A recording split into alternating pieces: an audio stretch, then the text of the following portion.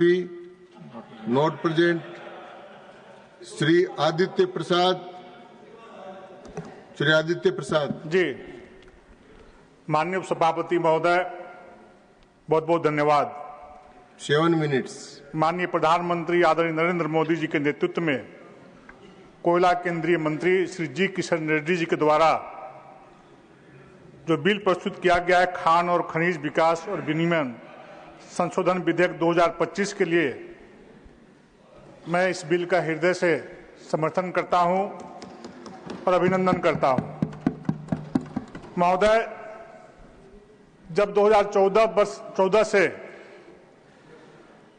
पहले हमारी सरकार नहीं थी और 2014 में जब नरेंद्र मोदी जी के नेतृत्व में पूर्ण बहुमत की सरकार बनी और उससे पहले जिस प्रकार से यूपीए की सरकार ने, कांग्रेस की सरकार ने जिस प्रकार से कोयला खदानों के आवंटन में किस प्रकार से देश को लूटने का काम कर रहा था, खनिज संपदा को लूटने का काम कर रहा था और पैरवी के बल पर अपने भाई भतीजे को, परिवार को कोयला खदान का आवंटन करने का काम कर रहा था, जिसे देश का जो टैक्स के माध्यम से जो पैसे सरकार के खजाने में जाने थे, वो खजाने में नहीं जा करके वैसे परिवारों के बीच में जो पहले से इस देश में विभिन्न घोटालों के आरोपी थे, जब नरेंद्र मोदी जी ने इस देश की कुर्सी में बैठने का काम किया और उसी दिन इन्होंने शपथ लिया था इस राष्ट्र के लिए, इस देश के लिए,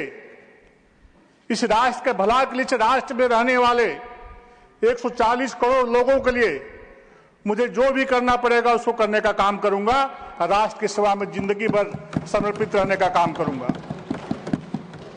महोदय, जैसा कि आप सभी जानते हैं, जिस प्रकार से बोली जाती थी, डाक बोले जाते थे, लेकिन 2014 के बाद पूरी बात पारदर्शिता के साथ खजानों के आवंटन में जिस प्रकार से नीलामी प्रक्रिया का पालन किया गया, संविधान में संशोधन करके नियम बनाया गया और नीलामी प्रक्रिया का प्रारंभ होने से वो भाई भतीजावाद, वो परिवारवाद का खात्मा हुआ। वैसे लोग बेरोजगार हो गए, क्योंकि जिनके खजाने में, झोलिया में जो पैसे जाते थे वो जाना बंद हुआ, वो कराने लगे। और आज के दिन में वैसे जो गैर कोयला खदानें हैं, 500 खदानों को बिना नीलामी का आवंटन देने का काम नरेंद्र मोदी जी के नेतृत्व में हुआ है और 130 कोयला खदानों को आवंटन देने का काम नरेंद्र मोदी जी के नेतृत्व में आज कोयला विभाग कर रहा है, भारत सरकार कर रही है।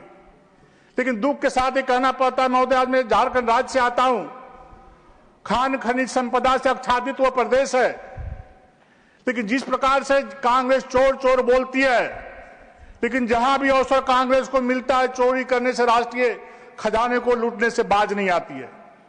महोदय, मैं झारखंड के बारे में बतलाना चाहता हूं, जिस प्रकार से कोयला के क्षेत्र में, पत्थर के क्षेत्र में 2019 से जो लगातार कांग्रेस के समर्थन से उस राज्य में सरकार चल रही है, आरजेडी के समर्थन से उस राज्य में सरकार चल रही है, जिस प्रकार से कोयले का अवैध खनन हो रहा है, करोड़ों रुपए की चोरी कोयला का प्रत्येक दिन होता है महोदय। करोड़ों रुपए का अवैध पत्थर के खदान काटे जाते हैं, बड़े बड़े पहाड़ों को धसाया जा रहा है, चट्टानें गिर रही है, प्राकृतिक संपदाओं को, प्राकृतिक संसाधन को लूटने का काम किया है। एक तरफ देश के यशस्वी प्रधानमंत्री आदरणीय नरेंद्र मोदी जी, उनके मन में 24 घंटा चिंता रहती है कि गांव के गरीब व्यक्ति, गांव को साधारण व्यक्ति को हम कैसे सुविधा देने का काम करें, उसके दरवाजे तक विकास की किरण को हम कैसे पहुंचाने का काम करें। दूसरी तरफ जहां भी कांग्रेस के समर्थन से सरकार चलती है, उस राज्य को कंगाल करने का काम करती है। महोदय, मैं बतलाना चाहता हूं, आज झारखंड राज्य में कोयले की बिक्री में 30% की गिरावट आई है। इसका एक ही कारण है, क्योंकि अवैध रूप से जो माइनिंग हो रहा है, जो कोयले की खुदाई हो रही है, उसकी बिक्री अधिक हो रही है, क्योंकि सस्ते दामों पर माफिया उसको बेचने का काम करते हैं।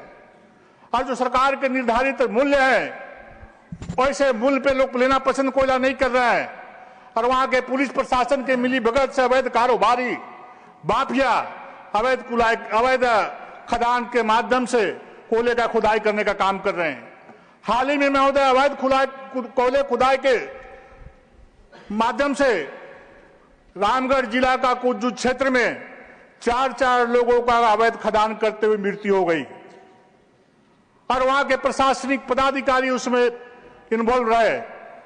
इस प्रकार की स्थिति परिस्थिति वहां पर बनी हुई है। मैं हाल के दिन में 4 दिन पहले की बात बतलाना चाहता हूं।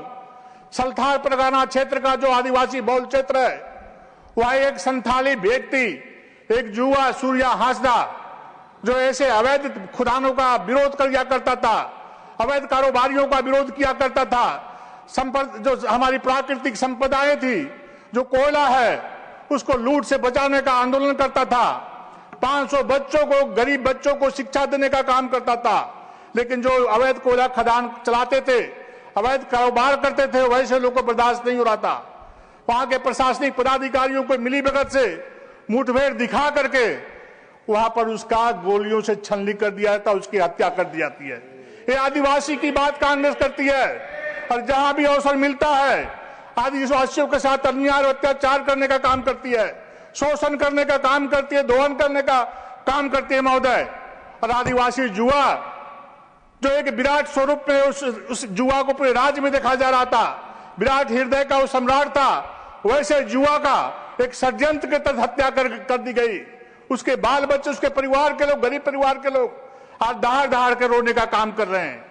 ये कांग्रेस का करतूत है, आरजेडी का करतूत है और इसके समर्थन से झारखंड राज्य में सरकार चल रही है। ये चोर की बात करते हैं, पूरा क्षेत्र को कंगाल करने का काम कर रहा है।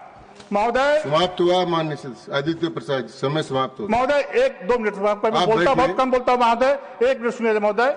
इस संशोधन के होने से क्या फायदा होगा, मैं 4 पॉइंट बतलाना चाहता हूं। पहले क्या होता था, अब क्या होगा विधेयक के पास होने से। महोदय, एनएमईटी ट्रस्ट केवल भारत के भीतर सीमित था, लेकिन इस संविधान के बनने से, इस कानून के बनने से अब भारत के समुद्री इलाकों में भी खनिज जैसे rare earth minerals, manganese, nodules, cobalt, nickel, titanium आदि की खोज और खनन संभव होगा। श्री मिलिंद मुरली देवड़ा, आप समाप्त करें। आदित्य प्रसाद जी, समाप्त हो गया। धन्यवाद।